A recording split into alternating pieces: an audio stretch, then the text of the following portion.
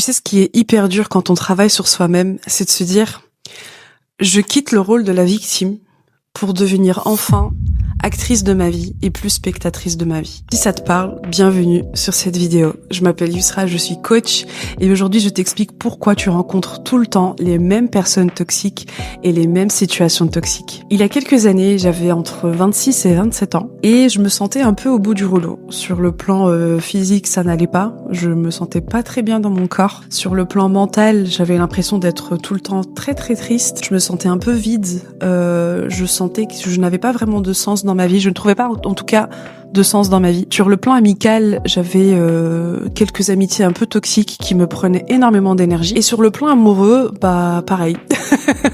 Je n'arrivais pas à rencontrer quelqu'un de stable émotionnellement et de sain aussi. J'avais l'impression de rencontrer toujours le même connard mais dans un corps différent. Je sais pas si ça te parle. Et en tout cas, à cet âge-là, j'ai fait un peu une crise existentielle. Et un jour, en discutant avec ma meilleure amie, je lui dis, je ne comprends pas pourquoi je rencontre toujours les mêmes personnes toxiques et les mêmes situations toxiques. C'est comme si j'avais une certaine malchance dans ma vie. Et un jour, elle m'a dit, mais Yusra, est-ce que ce n'est pas toi qui vas vers ces personnes-là et vers ces situations-là? Et cette phrase, ça a fait un genre de dans ma tête. Je me suis dit, mais en fait, je crois que c'est ça, en fait. Je crois que je m'y plais. J'aime aller vers ce genre de personnes. J'aime me faire du mal, entre guillemets. Mais je ne comprenais pas pourquoi. Et cette phrase qui m'a vraiment débloquée, et d'ailleurs, je ne remercierai jamais assez ma meilleure amie de m'avoir dit ça, cette phrase qui m'a débloquée, elle m'a poussée à aller en thérapie. Et lorsque j'ai été en thérapie, je me suis rendu compte que je reproduisais des schémas. Je reproduisais ce que je connaissais. Je reproduisais des choses avec lesquelles j'ai grandi. J'ai grandi avec une injonction qui était celle de faire plaisir. Fais plaisir. Fais plaisir à un tel, fais plaisir à l'autre. Fais attention, sois là pour l'autre, il faut être présent pour l'autre. En fait, cette injonction, elle m'a poussée à mettre de côté mes émotions pour prendre soin des autres. J'ai grandi un peu avec ce syndrome de l'infirmière. Il fallait que les gens autour de moi se sentent toujours bien. Il fallait que les gens autour de moi soient heureux. Et c'était un peu ma responsabilité. En tout cas, je croyais que ça l'était. Ça ne l'était pas du tout. Mais à mes yeux, c'était un peu ma responsabilité. Je devais faire en sorte que tout le monde se sente bien autour de moi. Ce qui fait que dès qu'une personne était émotionnellement instable ou émotionnellement indisponible, que ce soit en amour ou en amitié, je prenais un petit peu ce rôle de l'infirmière pour aller soigner ces personnes. Et en grandissant avec ce genre de schéma, j'avais l'impression que les personnes saines d'esprit étaient ennuyantes. Je m'ennuyais avec les personnes saines d'esprit. C'est totalement bizarre de dire ça, mais on va parler par exemple sur le plan amoureux.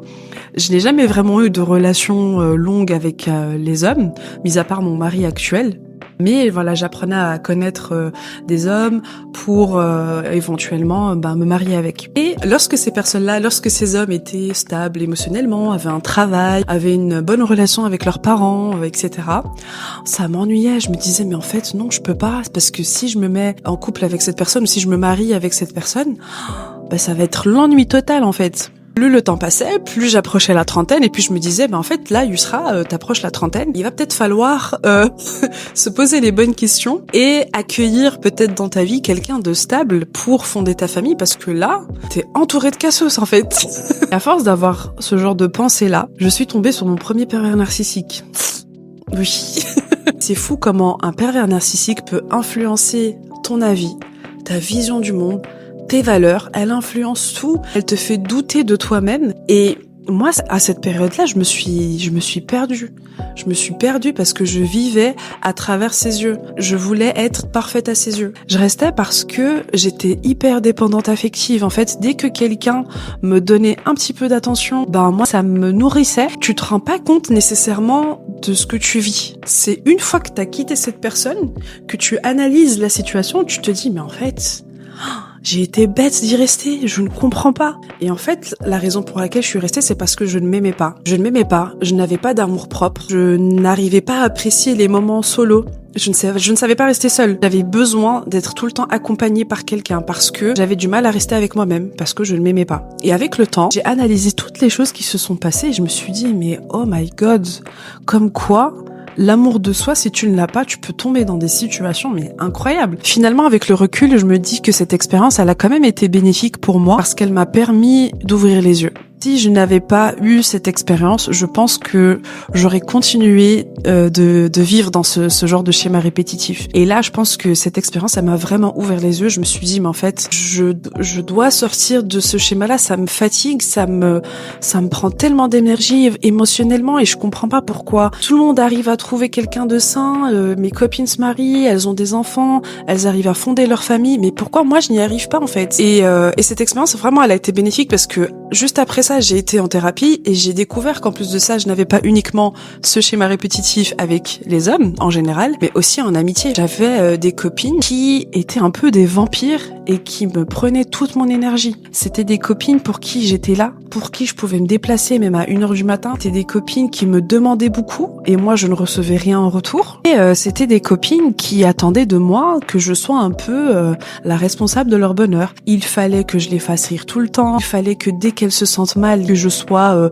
devant la porte dans l'heure. Il fallait que je les fasse sortir dans les plus beaux endroits. En fait, je ne pouvais pas avoir de vie à côté. Je devais vivre pour elles. Et finalement, grâce à la thérapie, j'ai pu mettre fin à ces amitiés. Et d'ailleurs, j'ai une amie avec qui ça s'est un peu mal passé parce que on s'entendait hyper bien. On a un peu tout vécu ensemble. Mais plus le temps passait, plus je me rendais compte que cette amitié était toxique autant pour elle que pour moi. Parce que quand je n'étais pas avec elle, je me plaignais énormément d'elle. Je me disais, mais elle me fatigue, elle me prend de l'énergie, elle se plaint beaucoup. Et ça me fatigue de tout le temps l'entendre. Et attention, je ne dis pas que en amitié, on ne doit pas écouter l'autre et on ne doit pas être présent. Je ne dis pas ça. J'ai dit juste que en amitié, il faut aussi accepter que parfois l'autre a besoin de prendre du recul. Ça, pour moi, c'est la base de l'amitié. On est des adultes.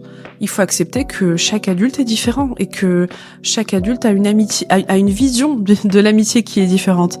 Et ça, je pense qu'elle ne le comprenait pas. Quand j'ai mis fin à cette amitié grâce à la thérapie, ça a été hyper mal reçu. J'ai reçu un long pavé, un message qui me disait mais t'es horrible, t'es une sorcière et je comprends pas pourquoi t'as mis fin à cette amitié, blablabli, blablabla. Comment vous dire que pour moi, ce message, je l'ai même pas lu jusqu'à la fin parce que ça a été pour moi une libération. Je me suis dit, non mais enfin, je vais commencer à vivre pour moi là. Un jour, je me suis posée chez moi, justement quand j'avais 27 ans à peu près. Je me suis posée, je me suis dit, mais Yusra, tu vas arrêter de te plaindre. Tu vas arrêter de te plaindre de ta vie, tu vas arrêter de te plaindre de ton poids, tu vas arrêter de te plaindre de tes amitiés, tu vas arrêter de te plaindre des hommes et tu vas prendre la responsabilité de ton bonheur. Arrête de jouer la victime. Sors de ce rôle de victime et deviens enfin actrice de ta vie parce que ça y est en fait. À ce moment-là, je n'en pouvais plus. Et ce jour-là, qu'est-ce que j'ai fait? J'ai pris un carnet, j'ai noté toutes les choses que je ne voulais plus dans ma vie. J'ai noté tout ça sur la page gauche. Et sur la page droite, j'ai noté toutes les nouvelles choses que je voulais dans ma vie. Je voulais vivre seule, je voulais faire une reconversion professionnelle, je voulais voyager seule, je voulais faire du stand-up, je voulais faire plein de choses. J'ai tout noté.